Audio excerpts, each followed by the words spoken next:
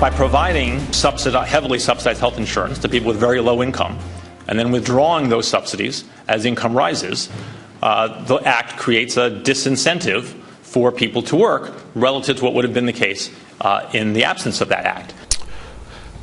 Welcome to the Journal Editorial Report. I'm Paul Gigot. That was Congressional Budget Office Director Douglas Elmendorf telling Capitol Hill lawmakers that President Obama's Affordable Care Act is a disincentive for people to work, adding fuel to Republican arguments that Obamacare will hurt the economy. But the White House vehemently disagrees. Here's the chairman of the Council of Economic Advisors, Jason Furman.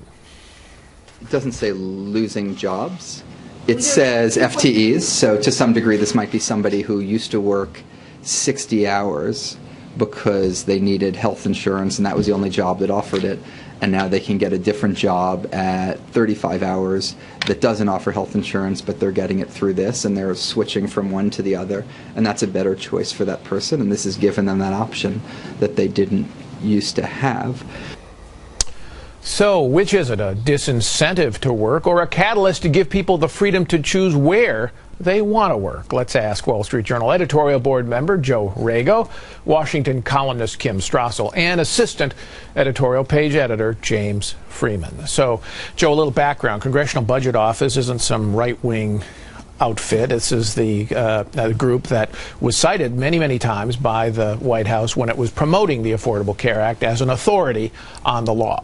Right. Nonpartisan official budget scorekeeper is its sort of Washington image. And the reason this report got so much attention was because they have tripled their estimate of the potential reduction in work under the bill. They had first said it was going to be 800,000 jobs equivalents. Now, 2.5 million potentially. So this is a huge revision. Huge revision, about 1.5 to 2% reduction in the number of hours worked. So this is going to be a big hit to economic growth and productivity over time. So what did they really find? Summarize what they found. Right. Well, because the subsidies, Obamacare subsidies phase out as your cash income rises, it gives people an incentive to stay poor, to say, well, I'm not going to work as many hours. I'm not going to accept a promotion. I'm not going to go after a different job because I want to keep getting those subsidies. This is called sometimes called by economists the subsidy cliff. If you make an additional dollar of income, suddenly your subsidy falls dramatically, or in some cases goes away. So you have to make that calculation when you're deciding, should I take that better job? Should I take that promotion if it means I'm losing my health care subsidy? Right. This is the marginal tax rate on an additional dollar of income. It's the implicit marginal tax rate. So in some cases, if you earn that extra dollar, you lose everything. And in some cases, it's over 100%. So you actually are worse off if you earn that extra dollar. Until you make a lot more money, you'll be worse off. Right. Economists call this the poverty trap. You're stuck in that lower income position. And Obamacare basically deepens that poverty trap. James. Right, and that's why there are going to be a lot of personal tragedies behind the numbers here, because Obamacare is officially exacerbating the problem the president talks so much about, is the ability of people to rise from the bottom of the income ladder to the top. And now you have a huge disincentive to keep working or to work more. And for the record, I think I speak for all the staff when I say, if you told us you're cutting all our hours down to 35, I don't think any of us would look at that as, progress. Excuse me, something that we want to occur. So odd formulation there. But I think the significance of the CBO critique this week is this is a group that was pro-Obamacare, helped it get enacted with its rosy economic forecasts, now saying the economics of Obamacare are a negative for the U.S. economy. So, Kim, why is the White House pushing back so much at this and even saying, redefining this and saying, look, this is a good thing. This gives people an opportunity not to work if they don't want to work?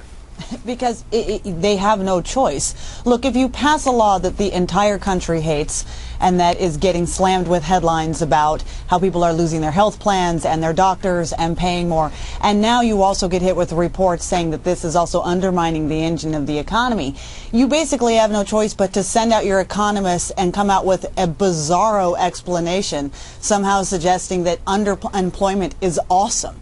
Because, I mean, that's basically what they said this week.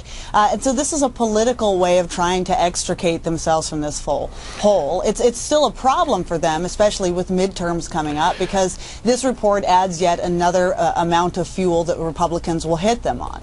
What about this point about the White House brings up, Joe, which is this actually liberates people from job lock, you know, where you feel you can't take a new job because you lose your health insurance if you do, that because of Obamacare, that will no longer be a concern. So this is a net benefit. Well, job lock is supposed to be about the flexibility to switch jobs or start your own business. Here, they're giving people an incentive not to work, to leave the labor force, or to work less. I don't think that's a good thing.